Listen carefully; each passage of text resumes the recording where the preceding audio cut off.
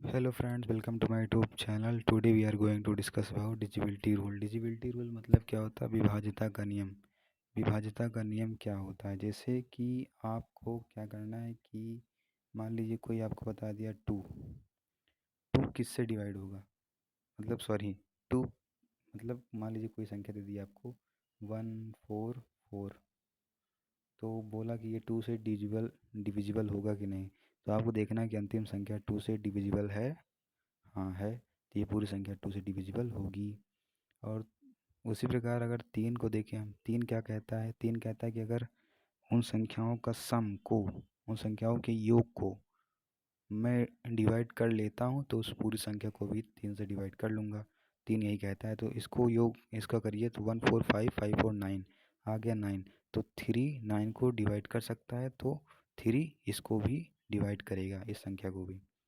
उसी प्रकार फोर का क्या रूल है? फोर में रूल होता है कि आप फोर को लिख सकते हैं 2 की पावर 2। तो यहाँ टू आ रहा है, तो अंतिम की दो संख्याएं अगर फोर से डिविजिबल हैं तो वो पूरी संख्या भी फोर से डिविजिबल होगी। ये तो हो गया फोर। और फाइव और एट का क्या रूल होता है? उसी प्रकार एट को लिख सकते हैं आप 2 की पावर 3। तो अगर अंतिम की तीन संख्याएं एट से डिविजिबल हैं तो वो पूरी संख्या भी तीन से डिविजिबल होगी।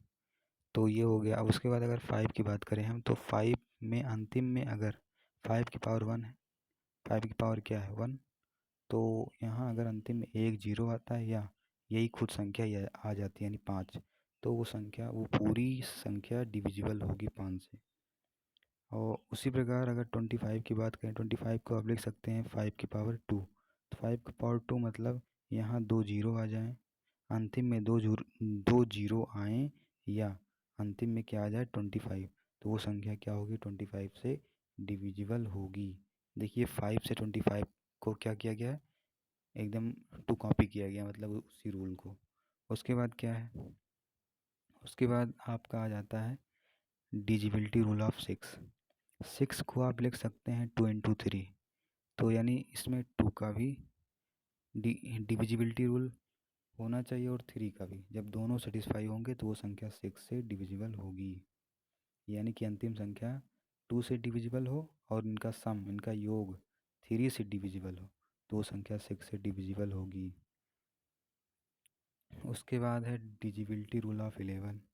इसमें क्या होता है कि जो विषम स्थानों के संख्याओं का योग है माइनस सम स्थानों के संख्याओं का योग, अगर 11 से डिविजिबल है तो पूरी संख्या 11 से डिविजिबल होगी। 9 का रूल क्या है? अगर वो संख्या, उन संख्याओं का सम 9 से डिविजिबल है तो पूरी संख्या 9 से डिविजिबल होगी। उसके बाद देखिए आप 7 का डिविजिबिलिटी रूल क्या होता है? इसमें हम आपको सिंपल एग्जांपल लेकर समझाते हैं। फॉर एग्जांपल 49, आपको पता है ये 7 से डिवाइड होता है, 7 7 49। तो इसको चेक करते हैं ये 7 से डिजिबिलिटी रूल होता क्या है। तो 7 वाला डिजिबिलिटी रूल ये कहता है कि इकाई के अंक को दोगुना कीजिए, उसको दोगुना करने के बाद जो भी शेष संख्याएं बची उसमें उसको माइनस करिए। यानी कि 9 का दोगुना 18, 18 को 4 में माइनस कीजिए, कितना आएगा 14।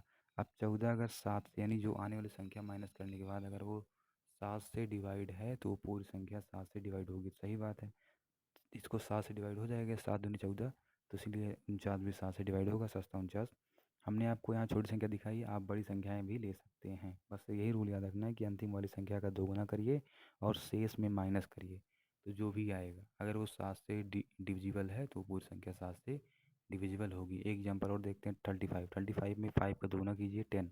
अब 10 को 3 में माइनस करिए, कितना आएगा 7। 7 7 से डिवाइड है ही, ये तो आप जानते ही हैं।